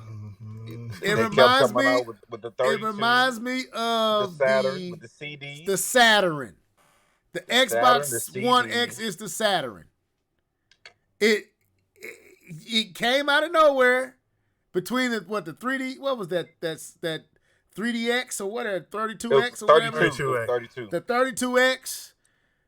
It's like they reacting so much that they have convoluted the market with all these plastic boxes with a terrible message. Even now, Phil Spencer don't even look smart no more. Phil Spencer, it was almost like the saviors come, save us from this knucklehead who put DRM on this system. Now Phil Spencer sound like he don't know what he doing. Like, bro, you don't know what you doing either. Like, y'all really don't know how to fix this thing. And right. y'all setting up y'all next system to be irrelevant in the narrative of the PlayStation 5 and whatever else Nintendo do in PC. Like, Xbox seems like, what are y'all doing again? Y'all bought all these studios to to where you can play these games anywhere. Why? And, like you said, K-Buck. Why? Like, I like Sony's message. Come play the PlayStation 5. You want the new game? Come to PlayStation 5. That's simple. I understand it. I know to save my money up because I'm ready to get the new stuff. Microsoft, play where you want to play. Okay. Wait a minute. Even if it's not a brand new system. even though I'm making this a ridiculously powerful system, hey, just play where you want to play, guys. Like, what the heck? It's like they're just doing too many different things. If they would just pick one thing and stick with it, they'd be fine. If they just wanted to make a most powerful console ever and then put their first-party games and you only play this game on Series X, then they'd be fine. If they said, okay, we're not going to make consoles anymore. We're just going to work in the cloud. We're just going to put our games in the cloud. You play your Xbox, OG Xbox, Xbox 360, Xbox One, and new games going forward on any device that you already owned. All you need is an Xbox Live account. Okay, that works too. But you're trying to do all of this stuff at the same time, and it's just canceling everything out. And listen to what you just said, and I'm gonna leave it alone. It seemed like what Microsoft want to do is the cloud. The cloud is what they want to do, but I don't think the infrastructure is quite there for the cloud yet. We're seeing that with Stadia for the most part. But they don't want Sony out there with something new, so they got to make something new too. So they try to compete with Sony while trying to be futuristic, while trying to outdo Sony by putting their stuff. It's like, bro, you gonna let Sony just come in and mollywop y'all again because y'all don't have y'all messaging together. Y'all plan is all over the place. I see somebody in the Hangouts. I think it was Triggerman said Phil listening to Xbox too much. I don't want to cause no problems. I ain't listening to the fans too much instead of being like, look, we listen to you to an extent, but sometimes the fans don't even know what they want. So, sometimes you just got to do what you're going to do. I will say to that, then that's not entirely accurate because we've said this on the podcast many times, is that Microsoft's initial strategy was to have the most powerful console on the market, period. That was the whole point of the original Xbox back in 2001. So they got away from that when they tried to appeal to the casuals too much. Right. With trying to stick what was that, the Kinect and all that other crap in there, and it was all about apps and DVR and cable TV. And all this other stuff. They tried to appeal to Who was that guy? Who was the guy that they ended up firing when he said, if you want, like they were talking about the cats overseas can play because of the online internet stuff, and he said would play the Xbox 360. Who was that dude? I forgot him, but he got fired. And he got fired. Yeah, like that. Yeah, when they tried to go towards the casual. Was that the Stadia guy? Is that the guy over Stadia now? No, it's not. That's not Phil Harrison. I know you're talking about. Okay. That's not him. It was somebody else. But yeah, so that's when they got away from what they did best, was just making a hardcore gaming console. So now they're trying to go back to that, but they're still doing it wrong. They just got to fix their message. They got to say, man, look, everything on this new system is only going to be able to be played there. That's all they got to do. Hey, you can only play it on this system. I think the fans would like it because I think the fans don't like the fact that you can play it because you kill the reason. Like, that they already fear, and in listening to Gamer Tag Radio, this question was asked directly to Phil. If I can play the game on my OG Xbox, that means you are limiting what the developers can do on the more powerful system because you're going to be catering to this system. The question was, are you going to go all out with the power of the Xbox Series X if you're still being mindful of the Xbox One? And even though that might not be the case in reality, like I listen to you, D2K, I listen to you a lot. The scalability, you can make the game for the Xbox Series X and then scale it back for the Xbox One, but the perception is going to be you are limiting the Xbox Series X game for the Xbox One. And it ain't going to work because people going to be like, man, you could make this game even better if you wasn't focusing on the Xbox One. And that's what Sony gonna have. Like, they ain't gonna have that problem because them games ain't gonna be playing on the PlayStation 4 or the Pro. So, it's gonna give you the illusion that this is much better because you can't play this on the PlayStation 4, whereas on Sony system, you can. You can play it on the Xbox One. So it must not be good. It's good. So it's just bad. It's just bad. Just totally bad messaging with Microsoft right now, and it's sad because it seemed like they had everything going for them until Phil Spencer made that stupid statement. So I hope he backtrack and say, well, we changing course because they need to. So anything else on that before we go to this last topic and get out of here? With Jeff Keighley, we ain't got to talk about him too long. Nah, man. Okay, so what's going on with E3, fellas? Sony What's is going out. on with E3? We talked about Sony. Now Jeff Keighley, and I took what you said, D2K, is walking out on E3, and the question is why? Why is Jeff Keighley not going to E3? Watching basketball. I heard that. Yeah, I got That was Lakers me. playing tonight. That was The Lakers no. I are was playing playing 2K. tonight. I was playing 2K. But the Lakers are on. Hold up. Answer the question, but I got to check if my boys winning. Hold up, just a second. I forgot about that. It's Thursday. I ain't did a podcast on Thursday night in a while. Clippers. Just real quick, what did you think of the All-Star weekend? I enjoyed it. I think that boy got robbed in that dunk contest. Yeah, he did. No, they're not playing tonight. They play tomorrow night. All right, so he got robbed. Yeah, he got All-Star robbed. game. The game. I didn't chance to watch the game, but I heard a lot of people talk about it, and everybody talk about how good it was. It was actually competitive. Yeah, the format, they changed it where you playing just quarters. Like each quarter is its own thing, and then the last quarter they turn the clock off, and you got to get to this certain points. Depending on how you got to get to. I think it was 157. Whoever get to 157 first, won. It was dope, and they was when Giannis blocked LeBron's shot. Boy, I was like. LeBron did look like, bro, what you doing? Like, this, you were trying to embarrass me in front of these folks. That brother put so much D on Giannis the next play down that he knocked the ball off his leg. Like, LeBron was like, you are not finna embarrass me tonight. Because I felt bad. I was like, boy, Skip finna talk about this. They finna talk about this for the next week because this boy got his shot blocked. Like, and it was bad. Yeah.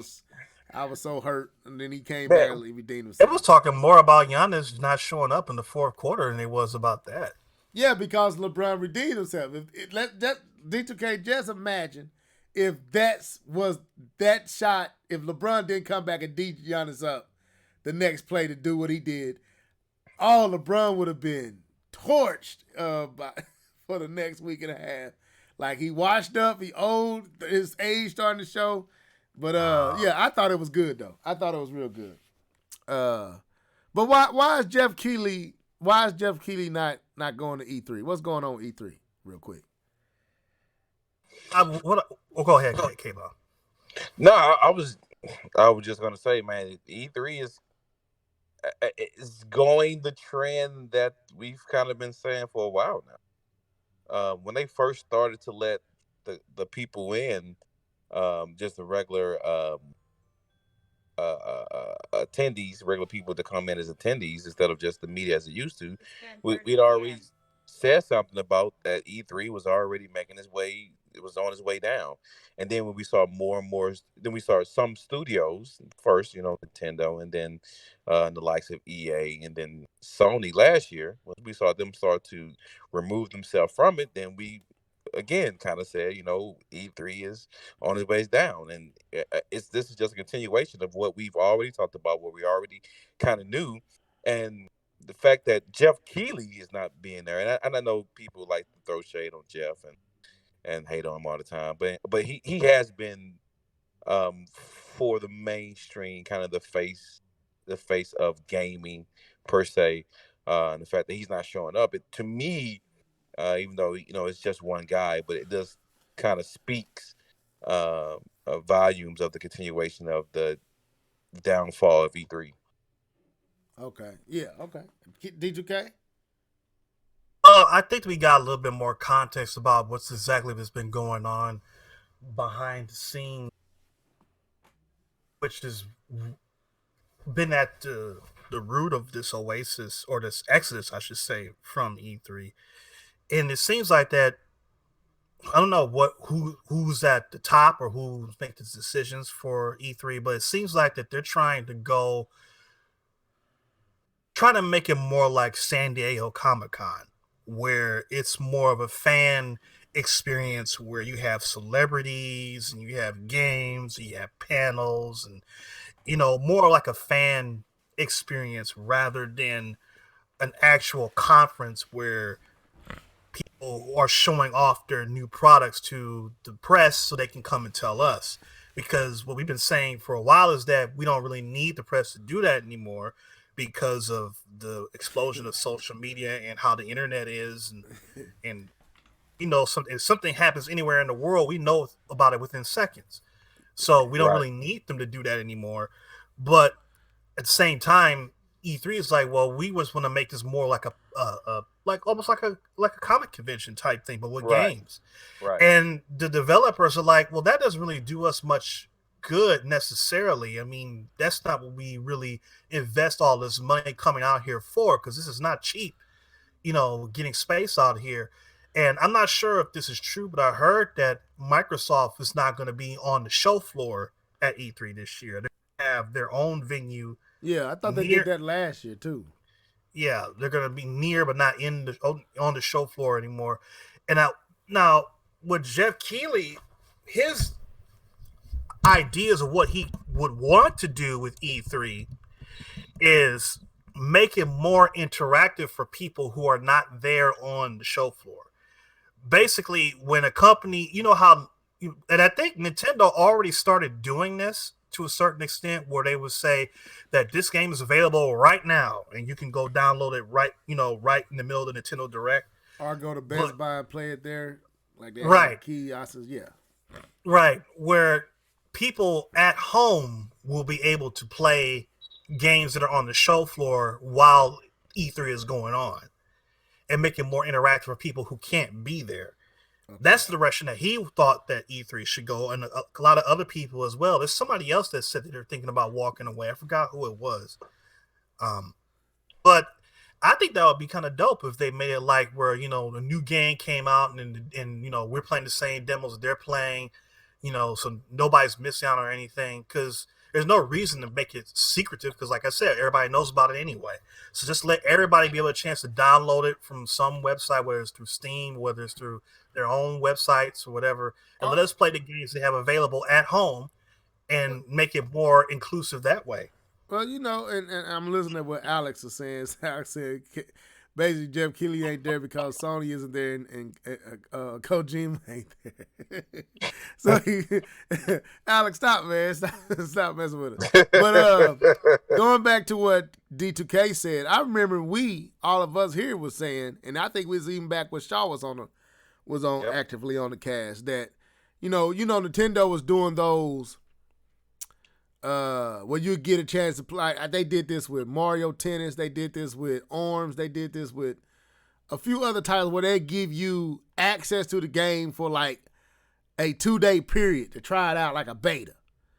And we was like, they should do that like if they have an E3. I remember us saying it. Like during E3, the games that they have there at E3 that they letting folks play on the show floor, they should put up in the eShop, or Sony should put up in the Sony PlayStation Store, Xbox same, in their Xbox Store, and let you download that access for however long E3 is there. Like, or you get, like an hour and 40-minute time period. Like you can play it for an hour and get a chance to experience it, and have all those titles there.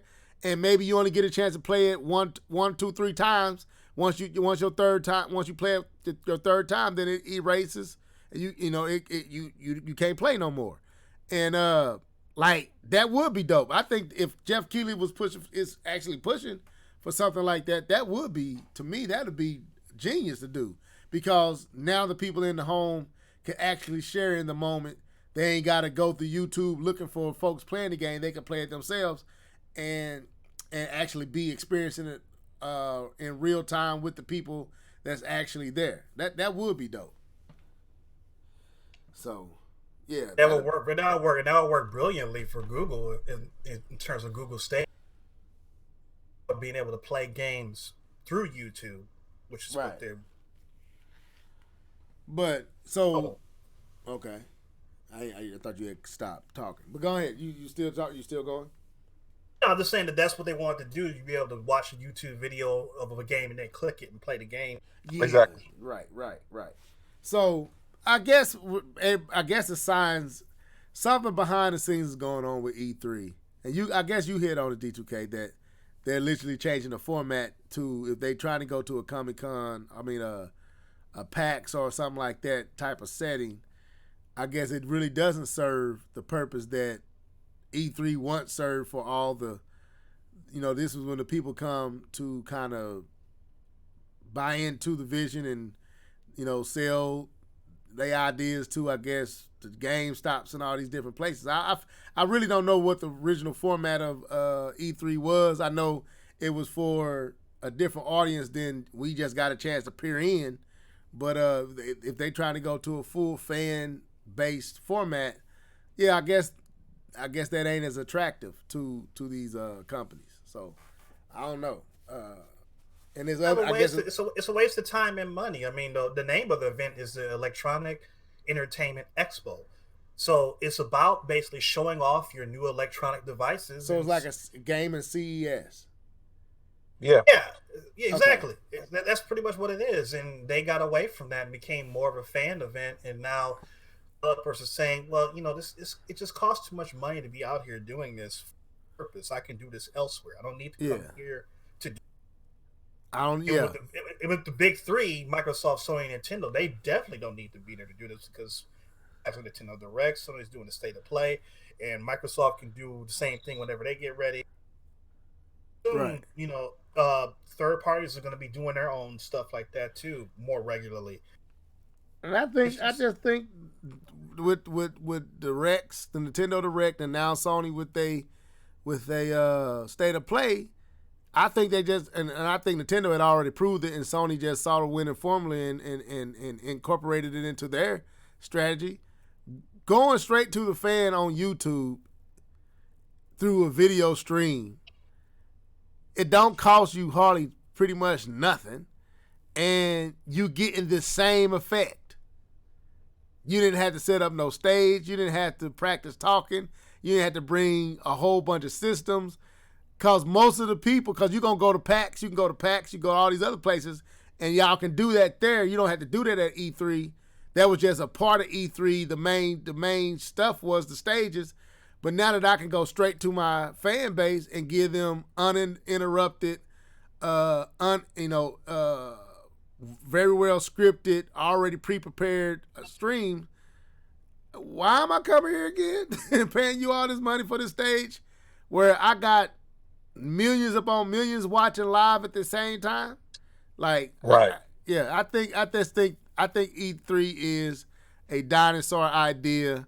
And it turned into something that's already done better in other places. What they tried to do with it is done better elsewhere. So it's almost irrelevant. We like it because we just like E3. We selfish with it, but business-wise, it really, I guess it ain't making sense anymore. So and it's much more of a gamble now. E3 is. It's getting bigger because the more money involved, the bigger gamble it is. Yeah. Oh, you remember watching that the video about God of War and how big of a gamble, how all of what they had made of the game was showed in E3, and that was pretty much all the game really was.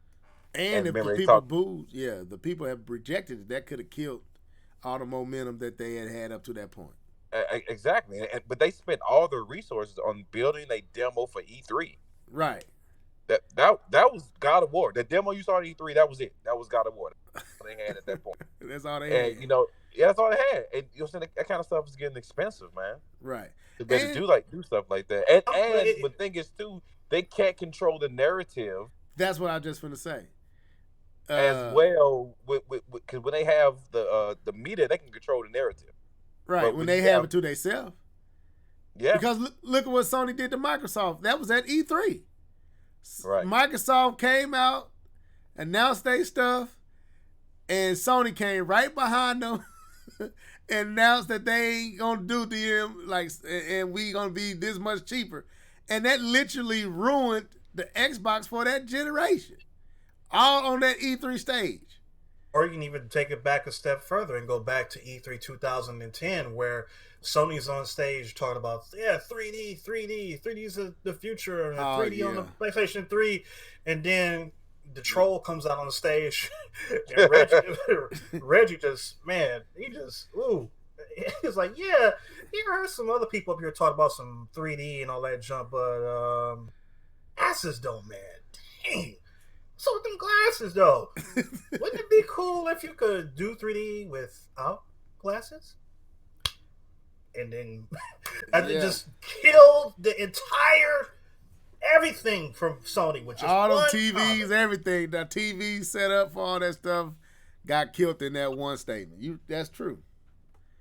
So yeah, it is. K-Bum, go back to what you said. It is a gamble, and if you remove yourself from a stage and put yourself in an isolated place where you could talk directly to your fan base and your narrative is controlled by you, and you get the reaction you want, it's a safer bet and it's cheaper. And clearly it's worked for Nintendo.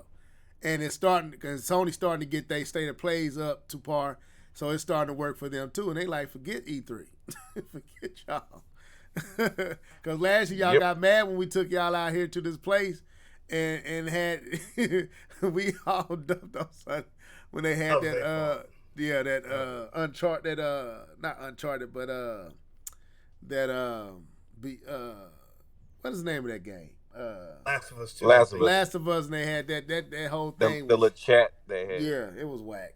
But anyway, we pushing that 2 hours. So, I mean, I ain't really tripping off Jeff Keighley not going to E3. I mean, I didn't, when they announced it, I didn't care, but we hadn't talked about it, so I thought, hey, let's talk about it. And we didn't talk about a lot of other stuff, but we just trying to knock the rust off. We'll be trying to get back on here and being a little bit more consistent. And if we got to do it on Thursdays when we can't meet on Sundays with Jedi, we just pick it up on Thursday. That way we can still get up with you guys. Any final words before we get out of here? I know we ain't get a chance to talk about this. We will not probably get a chance to talk about this. But R.I.P. to Kobe. I know I don't think we got a chance to talk last time he had passed away. No, we did. One thing I've noticed, one thing I saw with this is that it definitely hit black men really hard. The death of Kobe Bryant, and you saw. Well, no, I saw. Was able to witness, black men crying and grieving and being able to, have those moments, which is good. I mean, it's good to be able to have freedom to show your emotions and show that it's okay to cry and share that that time. So, even in his death, he's still making changes and changing people and inspiring people. So, much love to him and his family. So, I was never, I'll say it out for, I was never a Kobe Bryant fan. But I always respected the fact that the man worked harder than everybody else. Right. And that's without a doubt. So I just wanted to get that out since we ain't really had a chance to talk about that. Right. And I'm gonna say this, man, piggybacking on what you said, I wasn't a Kobe Bryant fan either, but I did respect his game. I respected his competitive nature, and that's probably why I hate him, because he was always on the team going against my player. Like when he beat Iverson that year, that hurt. I was mad because I wanted Iverson to get one. I was mad then too. And a few other times I was glad he beat the Celtics, because they was always giving my boy LeBron fits. But taking what you said, I want to go even a step beyond that. What I didn't realize, and his death made me understand, is, and not to belabor this too long, Kobe was a global, legit icon. Like, he had Michael Jackson status like effect. Like in some capacities, Kobe's death hit harder than Mike's, and I didn't. That messed me up. I was like, first it was the tragedy of losing him, like we lost him, and not just him, his daughter, and not just her daughter, but the other people too. Other 7 individuals on the plane, and you lost, in some cases you lost whole families, and it was real tragic. So I found myself kind of like, cause Kobe's same age I am, so this really hit home. We watched this boy grow up. We grew up together. All of us grew up with Kobe because most of us talking here is somewhere in around the same age bracket that Kobe was. Maybe a few years younger. Some of us may be a few years older, me being the exact same age. And I'm going to give it to you here in a second, D2. That resonated with me, like just how fast life can be over. It don't matter how rich you are. It don't matter what your status is. When your number is pulled, your number is pulled. And it's like, man, that made me really put some things in perspective. So, yeah, Kobe Bryant's death, like you said, as a black man, hit me in some ways that I didn't think it would. And then just to see his effect across the world was phenomenal. But I'll leave it at that. Go ahead, D2. Well, for me, it was pretty close to the level of Michael Jackson. I think I felt the same way when I heard the news about Kobe as I did with Mike. I remember when I heard about Mike dying, I was working as a cable installer, and I had just finished a job, and my boss called me and told me about it, and I just had to. You had to what? You went out. I said I just had to pull over and just do what I had to do because, that was like felt like a piece of me had died when I heard that he died. Right. And I kind of felt the same way with Kobe Bryant, even though I wasn't a Kobe Bryant fan or anything.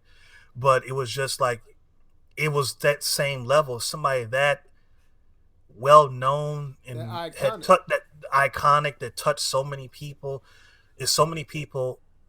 It would be, I guess it would be the same way if it happened now, but, it would have been like if, because the kids, like the millennials, for them, Kobe Bryant, LeBron James, that's their Michael Jordan.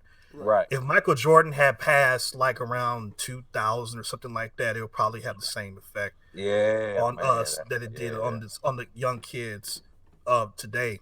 Because a lot of young kids are, touched him a lot. Younger kids that are 15 and younger. Even half the league is probably bigger Kobe Bryant fan than Jordan fan. Jordan, yeah, right. Because they grew up watching him, and and that's just how much of an influence that he had.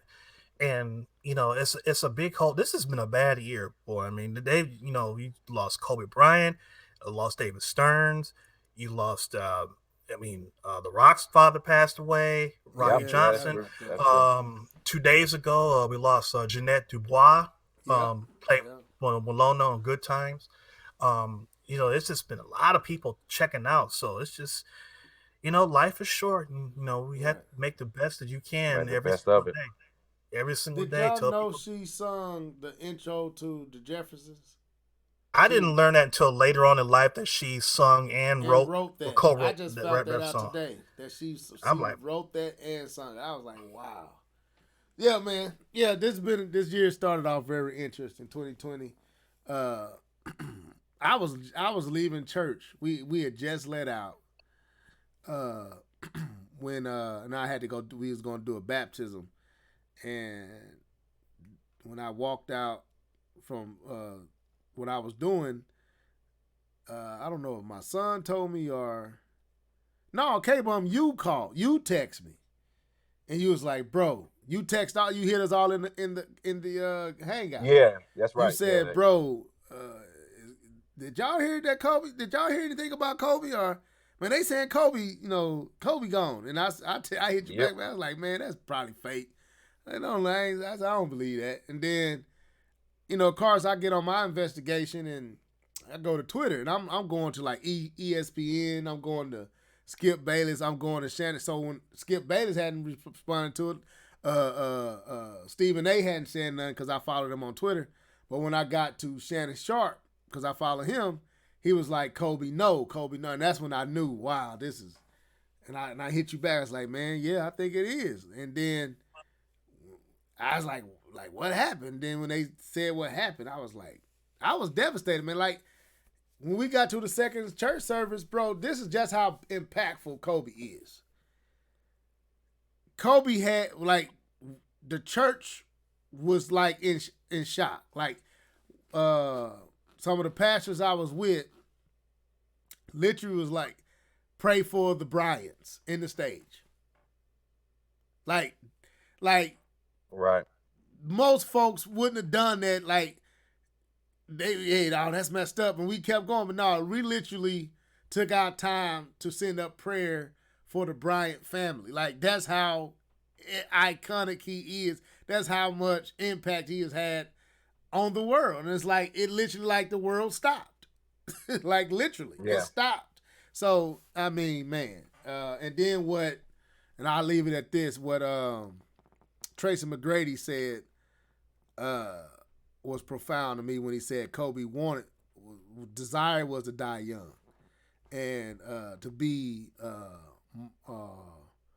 what's the word? Immortalized. And I was like, he said Kobe used to say that's what he wanted. And I was like, man, this is wow. Just freaky. Yeah, I'm just not heard that. I ain't never heard that. He said that. Yeah.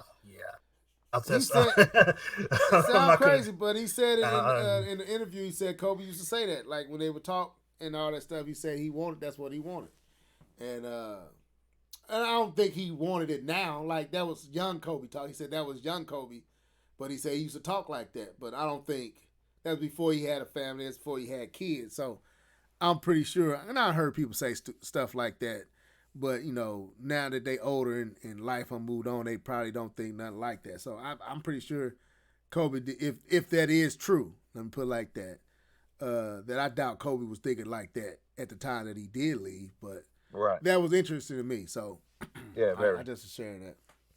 But anything else? We can wrap it up. I did have something, but I forgot. Okay, well, we apologize for taking such a long hiatus, man. We appreciate everybody being in this live chat. TS Nintendo Gamer, Alex Prime, Alex Prim. I'm playing. Who else up in here? Trigger Man and Dark Sun Rider. I think that's all that kind of commented. We appreciate all y'all showing up. We will be back. Either we won't be here this Sunday, so we should be back either Thursday or Sunday of the following Sunday. So till then, folks, stay up, stay safe. This is the crew signing out. Deuces.